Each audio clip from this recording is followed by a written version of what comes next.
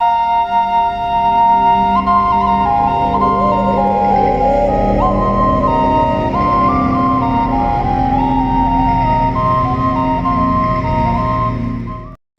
से धर्म की साधिका तक आम्रपाली की कहानी परिवर्तन और आध्यात्मिक जागृति की एक मनोरम कहानी है जो बौद्ध शिक्षाओं के हृदय में गहराई से प्रतिध्वनित होती है।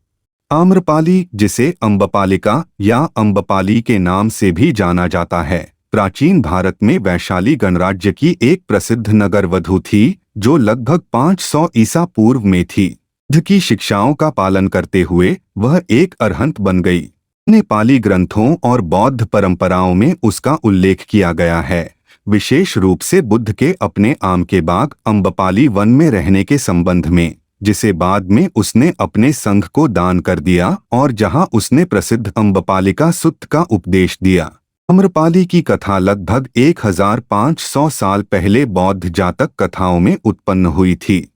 आम्रपाली या अम्बपाली का जन्म लगभग 600 से 500 ईसा पूर्व अज्ञात माता पिता के यहाँ हुआ था और उसे यह नाम इसलिए दिया गया क्योंकि उसके जन्म के समय ऐसा कहा जाता था कि वह वैशाली के एक शाही बगीचे में आम के पेड़ के नीचे अनायास पैदा हुई थी। उत्पत्ति की दृष्टि से उसके नाम के विभिन्न रूप दो संस्कृत शब्दों के संयोजन से निकले हैं, अमरा जिसका अर्थ है आम और पल्लव जिसका अर्थ है युवा पत्ते या अंकुर। एक युवा युवती के रूप में भी वह असाधारण रूप से सुंदर थी। ऐसा कहा जाता है कि महानमन नाम का एक सामंत उसके रूप से इतना मोहित हो गया कि उसने अपना राज्य छोड़ दिया और वैशाली के एक छोटे से गांव अमरा में स्थानांतरित हो गया। आम्रपाली बड़ी होकर असाधारण आकर्षण और शालीनता वाली महिला बनी और कई कलाओं में बेहद प्रतिभाशाली थी। युवा रईस उसका साथ चाहते थे। ऐसा कहा जाता है कि वैशाली के राजा मनुदेव ने शहर में उसका नृत्य प्रदर्शन देखा। उन्होंने उसे अपना बनाने की योजना बनाई। उन्होंने शादी के दिन आम्रपाली के होने वाले दूल्हे पुष्पकुमार, उसका बचपन का प्यार, की हत्या कर दी और उसे वैशाली की दुल्हन यानी नगरवधू घोषित करते हुए आधिकारिक घोषणा की। वैशाली जनपद कल्याणी की उपाधि भी दी गई थी। जनपद कल्याणी राज्य की सबसे सुंदर और प्रतिभाशाली लड़की को दिया जाने वाला शब्द था जिसे 7 साल की अवधि के लिए चुना जाता था और उसे एक महल दिया जाता था। उसे अपना प्रेमी चुनने का भी अधिकार था, लेकिन वह किसी एक पुरुष के प्रति प्रतिबद्ध नहीं हो सकती थी। नगरवधू की उपाधि से सम्मानित होने के बाद आम्रपाली राजनर्तकी या दरबारी नर्तकी भी बन गई। की प्रतिभा और सुंदरता ने इतने सारे पुरुषों को आकर्षित किया कि इस काल में वैशाली की महिमा का श्रेय अक्सर आम्रपाली को दिया जाता है। उसकी कीमत प्रति रात 50 कहापन थी और उसका खजाना कुछ राजाओं से भी बड़ा था। उसकी सुंदरता की कहानियां पड़ोसी राज्य मगध के राजा बिंबिसार के कानों तक पहुंची। वैशाली पर आक्रमण किया और आम्रपाली के घर में शरण ली। बिंबिसार एक अच्छा संगीतकार था। कुछ ही समय में आम्रपाली और बिंबिसार के बीच प्रेम हो गया। जब उसे उसकी असली पहचान पता चली तो आम्रपाली ने बिंबिसार से युद्ध बंद करने और चले जाने को कहा। इनमें डूबे बिंबिसार ने वैसा ही किया जैसा उसने कहा। वैशाली के लोगों की नजर में इस घटना ने उसे कायर बना दिया। बाद में आम्रपाली ने उसे विमल कोंडन्ना नाम का एक पुत्र दिया। अजातशत्रु बिंबिसार की रानी चेलना जैन परंपराओं के अनुसार या रानी कौशल देवी बौद्ध परंपराओं के अनुसार का पुत्र था, जिसने बाद में अपने भाइयों के साथ विवाद के कारण वैशाली पर आक्रमण किया। वह उसकी सुंदरता से इतना प्रभावित हुआ कि जब आम्रपाली को कैद कर लिया गया तो उसने पूरी वैशाली को जला दिया। इस नरसंहार में लगभग सभी लोग मारे गए सिवाय उनकी प्रियतमा आम्रपाली के, लेकिन जब उसने अपनी मातृभूमि की हालत देखी तो उसने अपने प्रेम का त्याग कर दिया।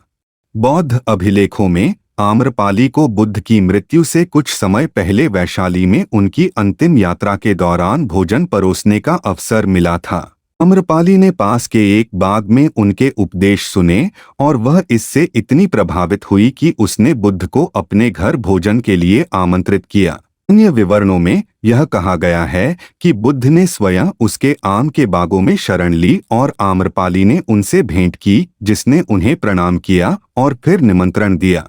उन्होंने मौन रूप से उनके प्रस्ताव पर सहमति व्यक्त की। वापस लौटते समय उसका रथ वैशाली के राजसी कुलीनों के रथ से टकरा गया, जो बुद्ध को अपने साथ भोजन करने के लिए आमंत्रित करने जा रहे थे।